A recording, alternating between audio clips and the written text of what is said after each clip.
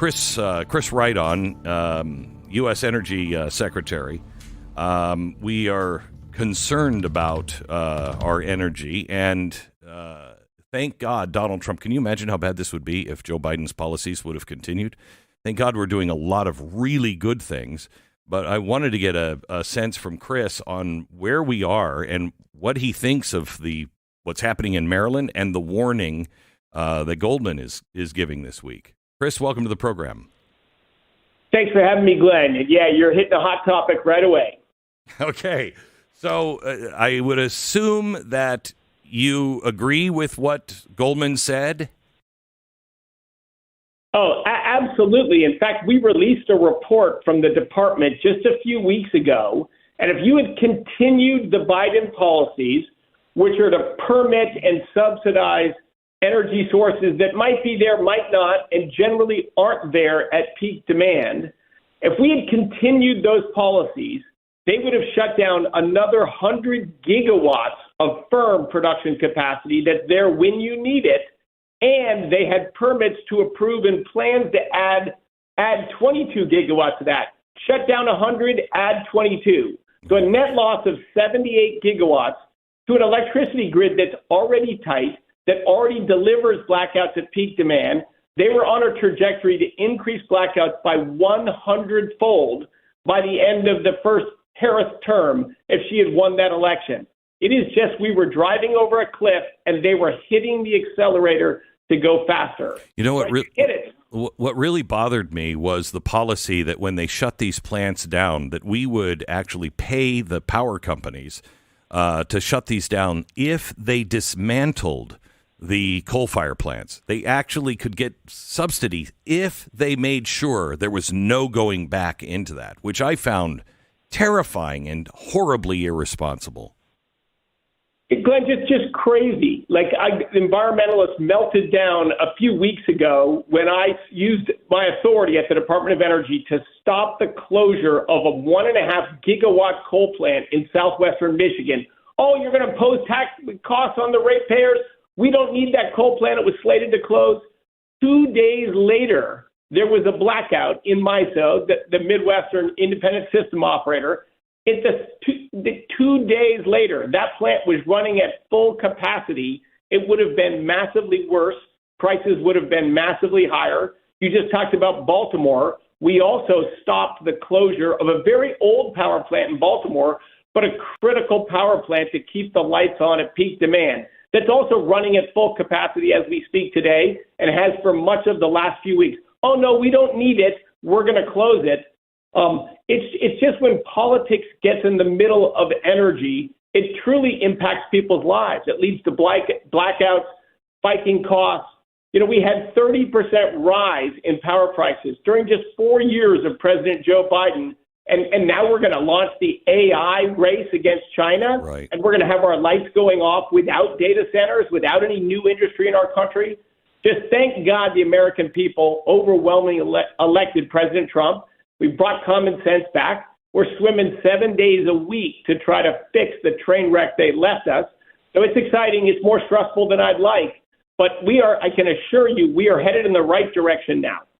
So, what really bothers me is we have heard how dangerous nuclear power is and how we can't use that, even though that solves the global warming thing. We've never been able to have that. We have to reduce our power usage, go back to the good old days and, medieval times. But now that AI is here, now that the big tech companies step up and say, no, we have to have power for AI, now all of those rules are out the window, which bothers me so much because it is as if the left and the power structures don't really care about the average person and them having power. They care about these big corporations and AI being able to have compute power, but not the average person. And it's disgusting. It's really disgusting. I think that's right, Glenn. It also shows that they never really cared about incremental changes in greenhouse gas emissions. The climate change thing is mostly a clamor for power. We're going to decide the way the world works, and make rules for you because you stupid rubes out there in America, Yep. you can't make your own decisions. We must make them for you. But yes, they were never about a rational approach to reduce greenhouse gases. They don't even know that much about greenhouse gas emissions. As you said, they hated nuclear then. Now they see we're on a train wreck. They don't want to admit their climate alarmism was wrong and wildly exaggerated. So now, nuclear power is okay because we need these data centers. These big companies need power. It's not just those crazy rubes in middle America like you and I. So, in your report, you said, we will increase blackouts by 100 times in the next 5 years if we don't keep more baseload power online. How rapidly are we going to see these nuclear power plants, et cetera, being built? And is it only to serve those server farms, or are we going to redo the American power grid itself? It will be across the grid. So it is an exciting development, Glenn, but it's a government. It's this overweening, fear-mongering government that actually smothered and killed nuclear industry for most of the last 4 decades. So since it's been smothered for so long, it'll take time to get that ball really moving.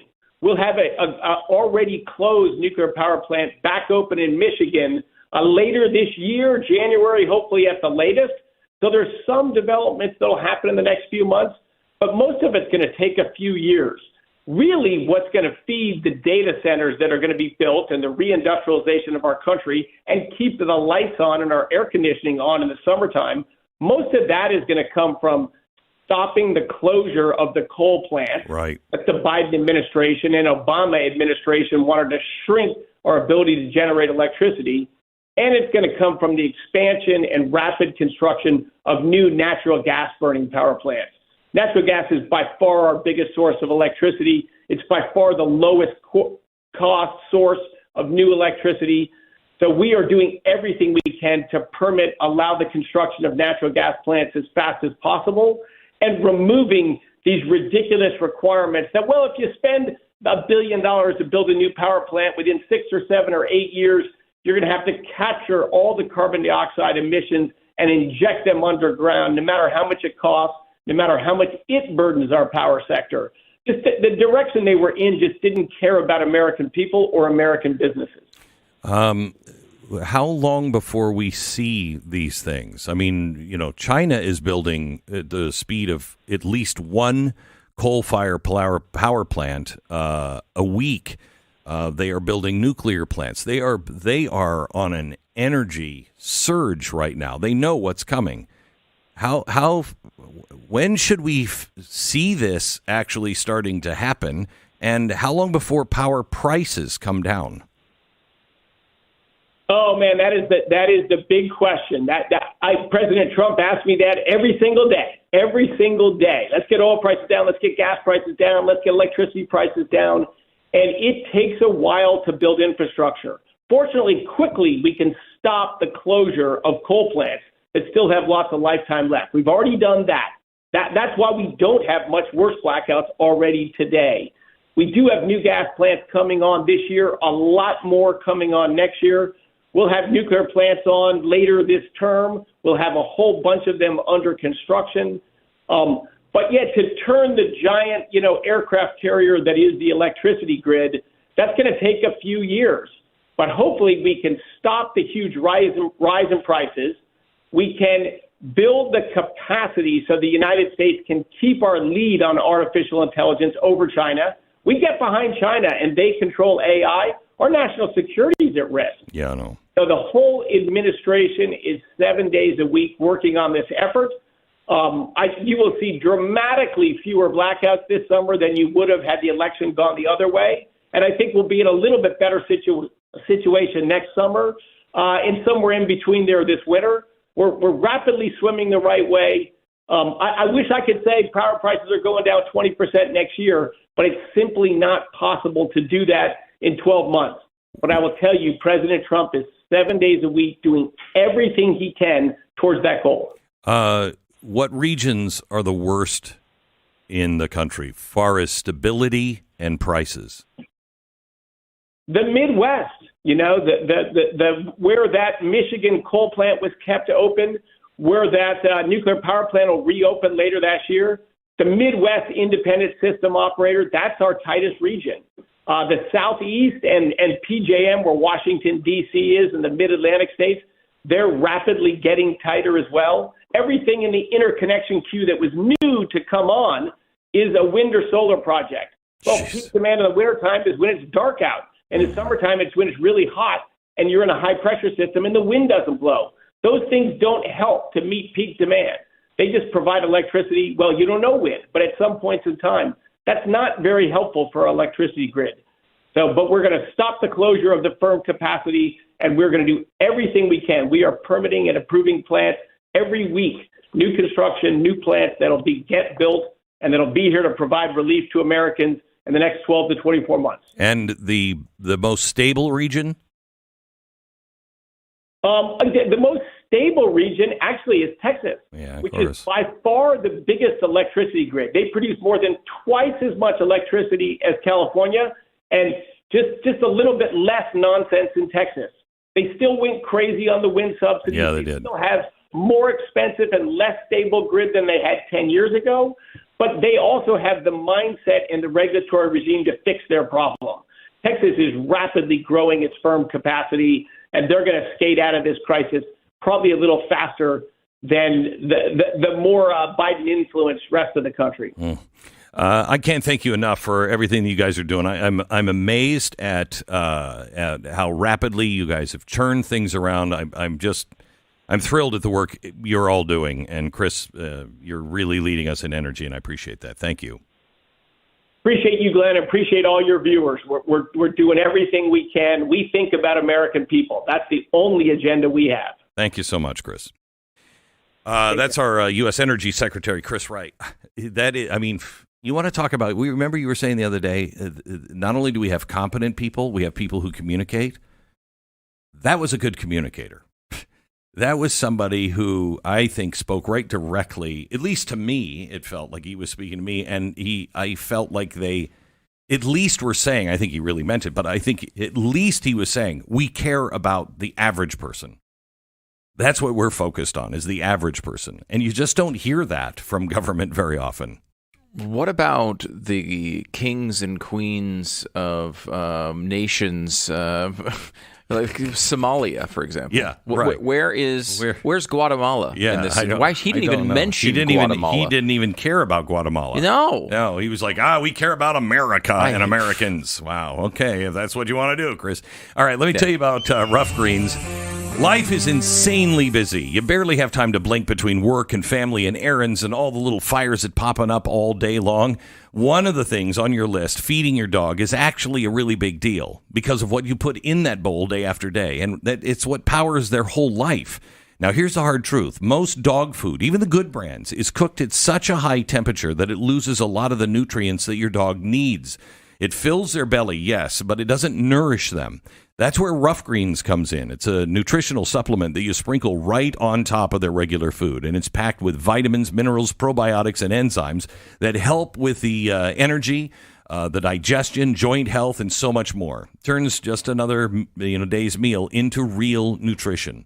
Get a free Jumpstart trial bag for your dog today. Make sure your dog likes it as much as my dogs have always liked it. They gobbled food, and Una would never eat. Once we started putting this on, he ate and he licked the bowl. Roughgreens.com. Call them now, 214-ROUGH-GREENS. You'll get a $20 value, the Jumpstart trial bag. You get it free, just cover the shipping. 214-RUFF-DOG, 214-ROUGH-DOG, or roughgreens.com. Make sure you use the promo code Beck. Okay, let me take a 10-second break.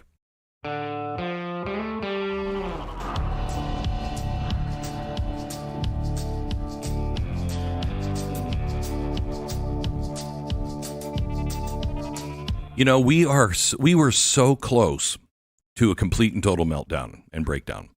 I think we were right about saying if this went on another 4 years, we would not make it. My problem is I don't know if the American people on the left really understand how close we were. You know what I mean? We're coming in and we're solving the energy problems. And nobody had to pay for that energy problem. I mean, Baltimore is paying a little bit. Maryland is paying with the rolling blackouts. California is paying a very high price, but they don't even get it at that price. They still vote the same way. I mean, it's nuts. And so I wonder, we were so close to the edge, but I wonder how many people noticed we were at the edge. Because, we're turning things around now in epic ways.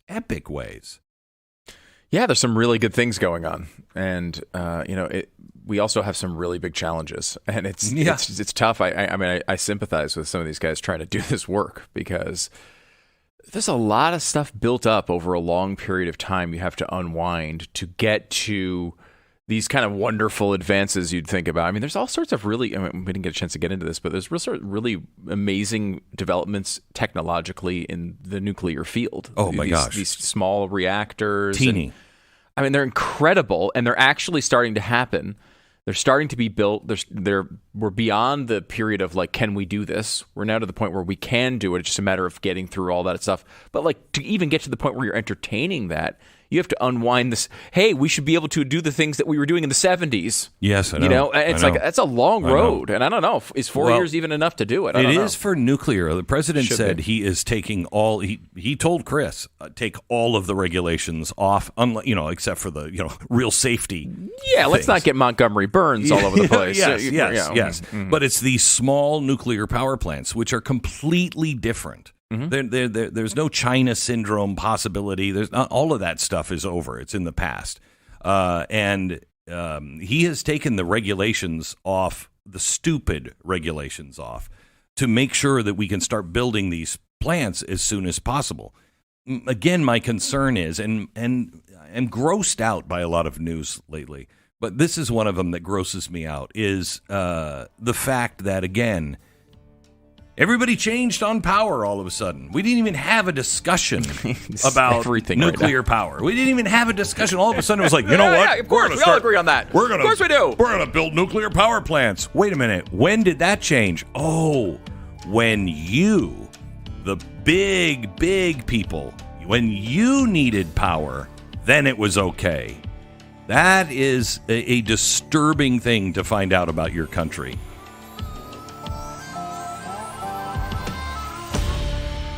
This is Glenn Beck. All right, let me talk to you a little bit about the Tunnel Towers Foundation. Some people leave a legacy in words, quotes on a page, or speeches in history books. But the legacy of a first responder or a soldier is written in something much, much greater. It's in the lives they touched, in the sacrifices they made, and the promise that their families will never be forgotten. When a hero falls in the line of duty, the loss isn't just a uniform. It's a husband, a wife, a parent, a friend. And while the headlines move on, the empty chair at the dinner table, that remains. The Tunnel to Towers Foundation steps into that silence. They pay off mortgages for the families of fallen first responders and military members. They build specially adapted smart homes for our most severely injured veterans. They do it quietly, consistently, and with the kind of love that says, you're not alone and you never will be. It's not just a charity. It's keeping a promise, the same promise that those heroes live by. Help them do it. Never forget the sacrifices of our country's greatest heroes. Will you donate $11 a month to Tunnel to Towers at T2T.org? I think this is a great charity. T2T.org. Let's remember those who have sacrificed almost everything or everything for us. T2T.org. GlennBeck.com has every story we talk about every day with the free email newsletter. Sign up now at GlennBeck.com.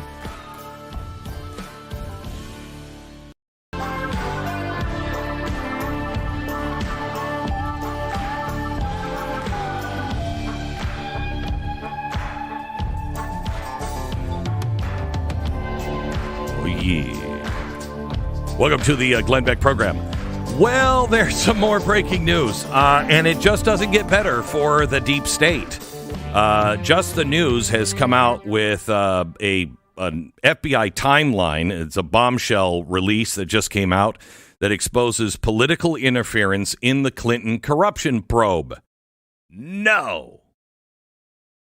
We have a guy who has written the book, literally, on the Clinton cash, Peter Schweizer, who is with us to kind of Tell us what this means, what is in the memo, is in the memo, and are we moving closer to coming to the truth about the corruption of the Clinton Foundation? Peter, welcome to the program.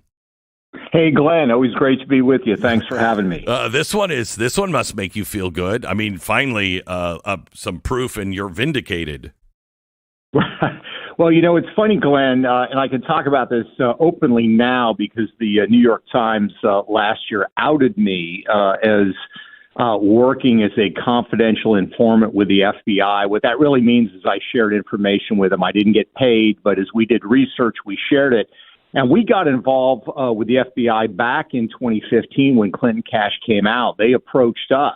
And at one point, there were 4 FBI field offices. So in other words, these are the agents in the field: Little Rock, Arkansas, Washington, D.C., New York, and also, interestingly, the FBI extension office in Nigeria. Because remember, with the Clintons, it was global corruption, and they actually had in Nigeria a audio tape of a very corrupt oligarch bragging on a phone conversation about how he had donated to the Clinton Foundation and gotten favors in return.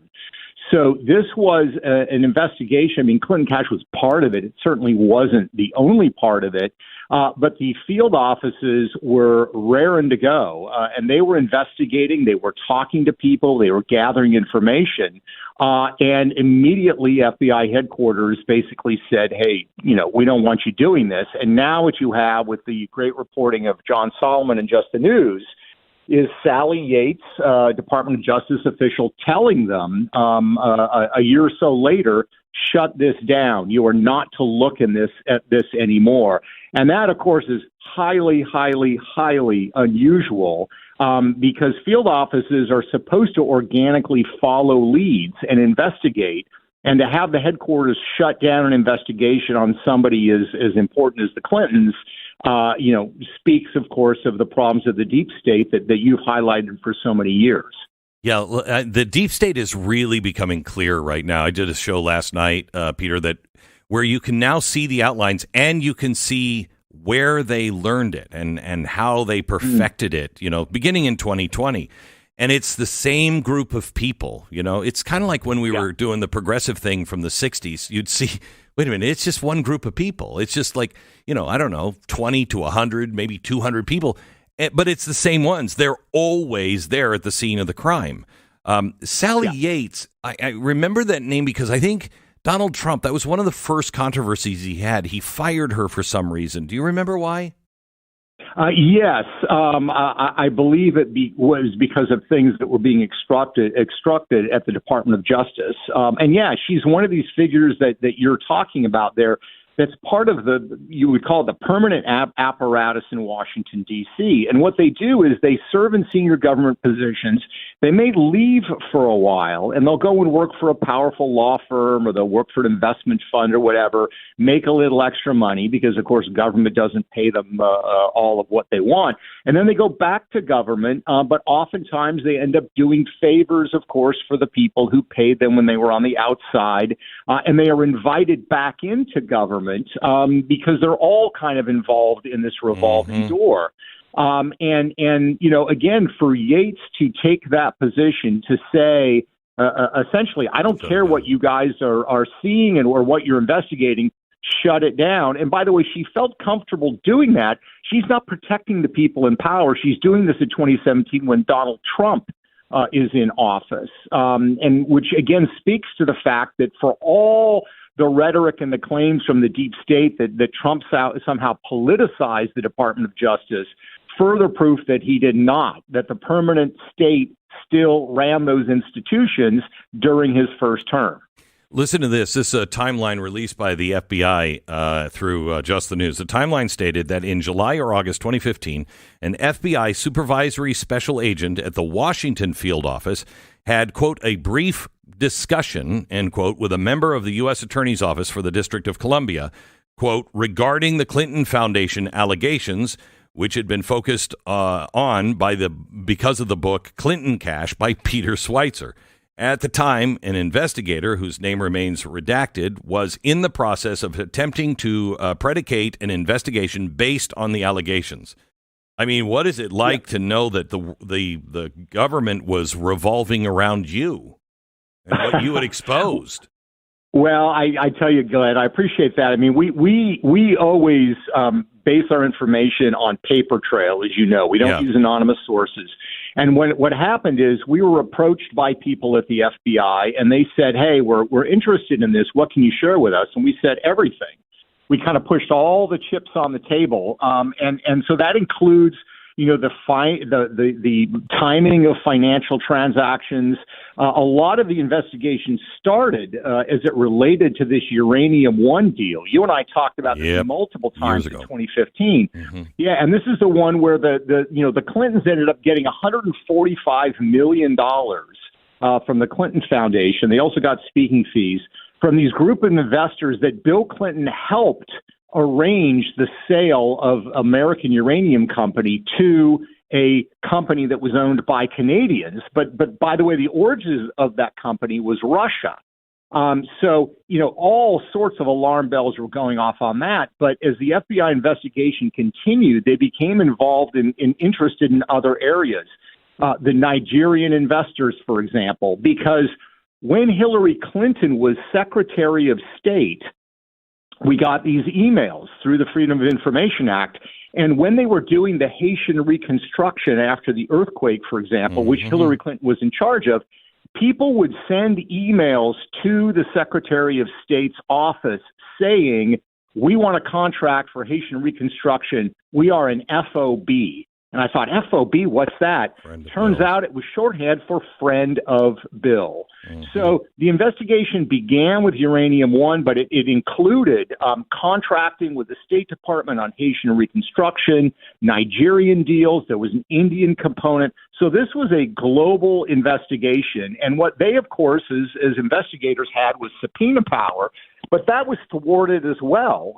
There were instances I know where they wanted to access banking records, for example, and they were denied the ability to do that by the Department of Justice. So the investigation never really got off the ground.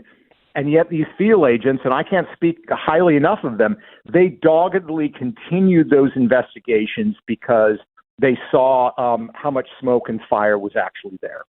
And this is what Loretta Lynch, and we now know, and Bill Clinton kind of spoke about on Clinton's plane on the tarmac in Phoenix in 2016, because she was apparently she was delivering a message that, don't worry, these scandals are going away. I have word from FBI, and we've got it under control, and it's all going to be shut down. Correct? Yes, that's exactly right. So again, there's a clear example. You have an Attorney General, Loretta Lynch, who flat out lied to the American people. She was asked about, what that conversation was about, and they basically said they were talking about grandkids. Grandkids and golf. Grandkids and golf, the two G's. And you're flat out lying to the American people, and of course you've got Bill Clinton involved in it, and this is the reason. As much as the left wants to say the reason people don't trust government is because, people like you, Glenn, are trashing it all the time. No, you're exposing what it does. And they continue to lie to us and to deceive. And this is why we're a state in America where people don't trust governmental institutions, and I think rightfully so. So are we any closer to anybody going to jail? As it relates to the Clintons, and of course I always predicate this, I'm not a lawyer. But what I would say is part of the challenge with those financial crimes is the issue of statute of limitations. But when it comes to the cover-up, I think you have some real possibilities there from a criminal standpoint. I think it's great that Congressman Comer's committee subpoenaed the Clintons. They're going to be coming in under oath to be asked about, I think, a wide variety of questions. Do you think they actually are going? Do you think they actually go? Seriously. I think Bill Clinton is going to claim executive privilege, which he really can't, because this all happened after he was president. That will be tied him in the courts. I think Hillary Clinton will probably have to show up. I think she has more, constitutional responsibilities to do that than Bill Clinton does as the next president. And I think she's probably going to get more of what we've gotten testimony in the past, which is, I don't recall. I don't remember pleading the fifth. What difference does it make? One last thought on this. I see the Clintons, what they got away with in the Oval Office, with the I didn't have sex with that woman, and drawing us out for 18 months into this nightmare, all based on a lie. But then when it was exposed, he didn't pay a price, because by that time, everybody was so tired of it, they just wanted to go away. That set up this kind of system where you just deny, and then by the time you find out, everybody's tired of the story. But also their corruption during the administration and then after the administration with the Clinton Foundation. That's what really set the Bidens up, right? Do you think that Joe Biden kind of learned from all of that, saw them getting away with it, and like, well, I can do that, and he just did a more grotesque, obvious version of it? Yeah, Glenn, I think you absolutely nailed it. Because here's the thing. Before the Clintons, yes, we've had corruption in American politics for really since the beginning. But most of it was the sort of rank and file, I get a deal for my cousin who's a contractor back in my congressional district. The Clintons were the first to globalize it. They said, hey, we're this powerful nation. We can go to China. We can go to Russia. We can go to Ukraine. We can go to Nigeria. All these foreigners want something from us and their corrupt political institutions, so we can bank even more cash there than we ever could trying to get something from Wall Street or some contractor. And the Biden saw that. And that's the reason that Hunter Biden, shortly after the Clintons started doing this and it became known, Hunter Biden set up a quote unquote investment firm, didn't go to London, didn't go to Japan, didn't really go to Wall Street. He went to Russia, Ukraine, and China. So it was a mirror image of what the Clintons did. And it doesn't matter what side of the aisle you're on, Republican or Democrat, we have got to deal with this because we don't want elected officials or unelected officials in D.C. realizing this is the way to make money. And if we know one thing, Glenn, we know that corruption gets imitated. If you don't deal with it and you don't pay a price, Republican, Democrat, doesn't matter. Other people are going to start doing it too. Well, it's the same thing that's happening on the streets of Washington, D.C. Kids see other kids getting a free ride, and they can run the city at night and do whatever they want and never pay a price. More kids join in, and that's exactly what's happening in Washington, D.C. Peter, thank you so much, and thanks for all of your hard work over the years. You're done incredible work. Peter Schweizer. Well, thank you, Glenn. I appreciate your friendship. Thank you. Let me talk to you a little bit about leaf filter. Every year it's the same dance. Ladder comes out, the bucket comes down. Somebody, maybe you, ends up teetering 15 feet in the air, digging the rotten leaves out of the gutter while pretending not to think about gravity. But here's the secret nobody tells you. It doesn't have to be a tradition. Christmas, yes. Cleaning out the gutters? No. Leaf filter is a permanent, maintenance-free solution that keeps your gutters clear forever. A stainless steel micro mesh system installed right on top of your existing gutters.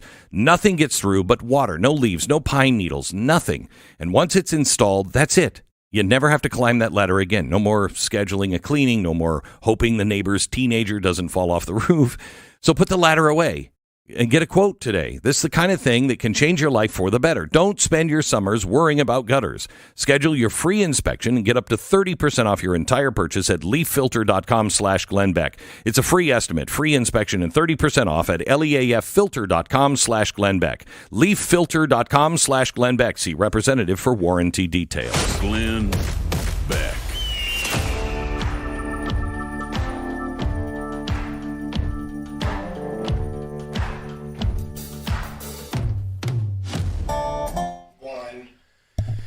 If you've ever tried to lose weight, you kind of know the routine, right? You download the app and you buy the meal plan and you start the workout program, and then something, somehow you wind up getting stuck. And that's because, most weight loss programs don't work. They're maybe too complicated or just aren't designed for you. Plus, they complicate your life a little bit too much. I don't know if anyone's ever noticed that. There's also all sorts of different solutions. I mean, you go on the internet, you're going to see so much stuff, and you're going to be basically have your whole life overwhelmed with recommendations from people. And I understand that, like some of them work, some of them don't, I suppose. But have you ever thought of trying something that's a little bit different? Lean is different. Lean is a supplement that you can make an easy part of your life, right? And that's, I think, really important. I don't know about you. I'm basically the laziest person on Earth, and I don't want to complicate my second laziest. I'm the second laziest person on Earth. So lean is easy, right? It's a supplement that you can take that helps you. It's with this cactus that, I don't know, comes from India, and it helps lower your appetite cravings. And when you get rid of those cravings, things are just easier, right? And you can make this an easy part of your life. Go to takelean.com. What is it? Takelean.com. Code is Blaze20. Get 20% off right now. It's takelean.com. The code is Blaze20 at takelean.com. So last night, I put a chalkboard together, and it sometimes takes me a few attempts to really nail something. I come to conclusions by speaking it out loud, and I try different things out, and we're getting closer and closer to being able now to really show you the deep state. I think it was all up on the chalkboard last night, but I'm not sure I expressed it well enough. But for the very first time, the deep state became not theory at all, but absolute fact because of what has been released. I could show you how it works. I can show you what it is, what the process is, and then I could show you who did it, who's involved. Then in the third segment last night, we went back in time to 2000, and I showed you what were these people doing in the government in 2000. What was happening in 2000, 2002, 2005, 2008, 2015, 2014, 2016? They were perfecting this machine. And you can see that they did one thing, learned from it, did the next thing, learned from it, did the next thing, and they were overthrowing governments. I mean, we talked about the Arab Spring, and we said at the time, I think Twitter is involved, or Google is involved, or I think these big and is the State Department involved in this? But we didn't know. We now have all the records being exposed, so we know how all of these things happened. Last night was an important TV show that you should really go back and watch, because I think it's the first time, at least for me, that I've ever seen something and went, oh, I see, I get it. That's the machine. That's who's pulling all the levers and using the machine and invented the machine. And this is what they've done for the last 25 years. It's got to stop. Here's Glenn Beck.